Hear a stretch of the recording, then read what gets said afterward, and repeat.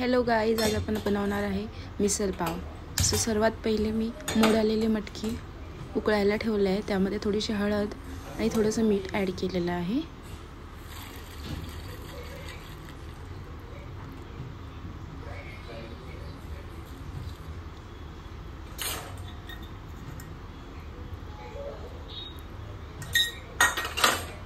एक दिवस रात्री आधीच आपल्याला मटकी भिजवत घालायची आहे। सो असे छान मोड येतात मग। आणि नंतर आपण बटाटे उकडायला टाकले बटाट्याची भाजीसाठी। आता आपण मसाला तयार करून घेऊया। त्यासाठी मी सर्वात प्रथम मिरच्या टाकल्यात। मिरची चांगलं भाजून घ्यायच्या आहेत। नंतर 1 चमचा जिरे टाकायचे। माझा चमचा छोटा आहे सो मी 2-2 चमचे ॲड केलेले आहेत। नंतर 2 चमचे मोहरी टाकायचे। तुम्हाला जर जास्त तिखट लागत असेल तर तुम्ही अजून मिरच्या सुद्धा ॲड करू शकता। सो मी मीडियम केलेलं आहे मिसळ। ओलं किंवा सुकं खोबरं टाकायचं आहे। मी ही जी मिसळ बनवते ना ती मीन्स सात्विक मिसळ आहे, without onion and without garlic. नंतर अद्रक, धने आणि थोडीशी दालचिनी ॲड करायची आहे। हे चांगलं भाजून घ्यायचं आहे 2-3 मिनिट मसाला।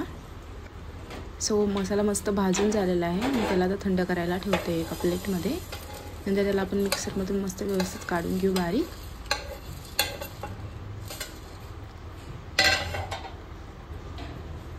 हे बघा मस्त भाजलं आहे आणि मटकी पण एकदम व्यवस्थित शिजली आहे। हे मटकीचं पाणी आहे ना आपल्याला फेकून नाही द्यायचं आहे। हे मटकीचं पाणी आपण नंतर मिसळमध्ये ॲड करणार आहे। सो मग हे चाळणीने गाळून घ्यायचं आहे। मटकी बाजूला करायची आणि पाणी वेगळं करायचं आहे। सो हे पाणी आपण त्यासाठी यूज करणार आहे प्युरीसाठी। आता बटाट्याची चटणी करून घेऊ। कोणी कोणी बनवतं चटणी, कोणी कोणी नाही बनवत। सो मी बनवली आहे। सो एकदम म्हणजे असं जास्त तिखट वगैरे बनवले नाही, एकदम लहान मुलगासुद्धा पण खाऊ शकतो अशी बनवलेली। 1 मिरची ॲड केलेली आहे, थोडे जिरे आणि मोहरी आणि बस। आणि थोडंसं चवीला मीठ आणि हळद आणि थोडीशी फ्राय करून घ्यायची आहे। उकडलेले असतात बटाटे, तो जास्त फ्राय करायची गरज नाही पडत। सो इझिली लवकर होऊन जाते आपली चटणी।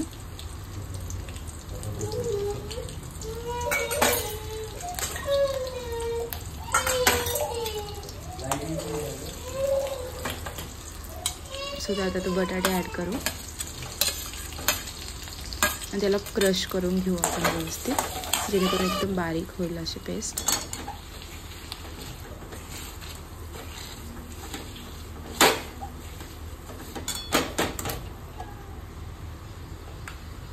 आपली चटणी तयार आहे। थोडंसं कोथिंबीर ॲड करायचं नंतर वरतून। आता आपण बनवूया मिसळ रस्सा। कशासाठी? त्यासाठी 2 चमचे जिरे, 2 चमचे मोहरी, थोडंसं मीठ ॲड करायचं आहे। नंतर कढीपत्ता ॲड करायचा आहे आणि नंतर आपण तो पहिले जो मसाला भाजून घेतला होता ना त्याला मिक्सरमधून वाटून काढायचं त्याचं चांगलं एकदम व्यवस्थित बारीक, आणि नंतर तो ॲड करायचा। कढीपत्ता एकदम तडतडला ना टेस्ट वगैरे व्यवस्थित येते। आता ते वाटण आपण ॲड करूया। नंतर मसाले ॲड करायचे।